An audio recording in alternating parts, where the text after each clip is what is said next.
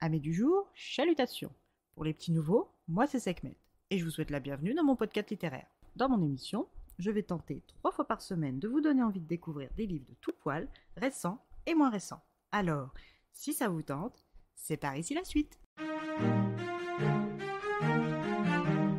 Aujourd'hui, je vais vous présenter Le Quatuor des Smithy Smith, Pluie de baisers de Julia Quinn, publié aux éditions J'ai lu. Dans ce 3e volet, nous retrouvons le comte de Chatteris, Lord Hugh Prentice, Lady Sarah Plainworth, l'une des nombreuses cousines Smithy Smith de Daniel, Honoria Smithy Smith, Elizabeth, Harriet et France Plainworth, les sœurs cadettes de Lady Sarah, et le détestable marquis de Ramsgate. Il est temps pour moi de vous prévenir que je suis sur le point de vous spoiler les 2 tomes précédents. Donc si vous ne souhaitez pas savoir par avance le résultat des badinages respectifs de nos précédents personnages principaux, il est temps pour vous soit d'aller lire le précédent volume, soit d'aller écouter un autre épisode de votre choix en attendant de pouvoir revenir.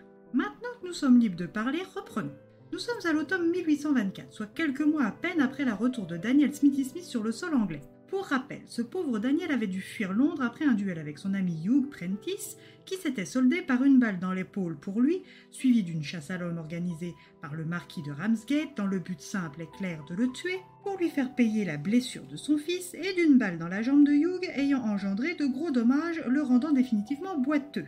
Preuve est faite que jeux de cartes, argent et boissons sont souvent synonymes de fin de soirée catastrophique. Pour permettre à Daniel Smithy Smith, comte de Winstead, de rentrer au pays, Hugh étant le fils préféré du marquis, menace avec contrat et témoin à l'appui de sauter la vie si le moindre mal est fait à Daniel. Le marquis, qui n'a comme seul et unique but la transmission du titre, signe bien malgré lui. Il est vrai que Hugh a un frère aîné supposé hériter du titre, il est aussi vrai que Freddy est attiré par les hommes, et ce malgré tous les efforts de leur père.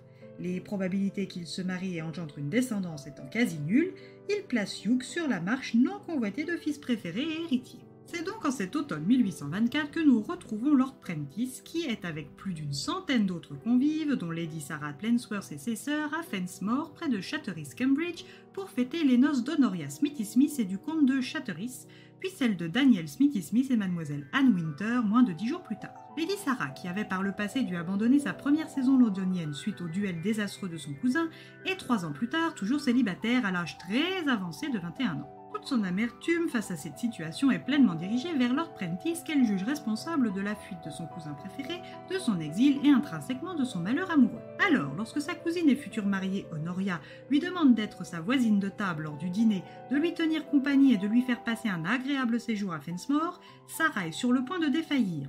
Mais comment refuser cette requête de la future mariée, surtout quand celle-ci est votre cousine adorée? Simple, on ne peut pas. Sarah se voit donc confier la responsabilité de cet homme qu'elle ne hait pas, mais on y est presque.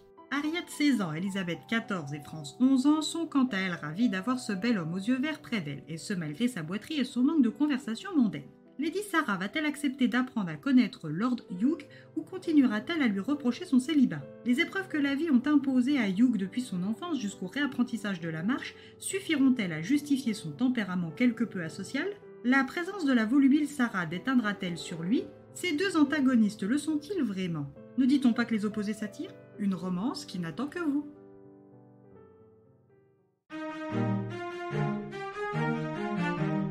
Comme toujours, c'est un petit plaisir livresque non coupable que m'offre Julia Quinn. Que ce soit les Bridgerton ou les Smithy Smith ou encore les Plainworth, c'est à chaque fois agréable de les retrouver, même si je dois l'admettre, les intrigues manquent quelque peu de ressort et d'originalité. Mais soyons honnêtes, quand on attaque une petite romance de ce genre, ce n'est pas tout à fait ce qui compte le plus. Et bien voilà, j'en ai fini pour aujourd'hui. J'espère que cet épisode vous aura plu et vous aura donné des nouvelles idées de lecture. Si vous souhaitez découvrir d'autres petits bonbons littéraires tout droit sortis de ma bibliothèque, je vous retrouve le jeudi 14 septembre prochain pour un nouvel épisode. Et si d'ici là je vous manque de trop, vous connaissez le chemin sur Instagram, @leslectures de Sekhmet. Sur ce, chalut les amis et à la prochaine!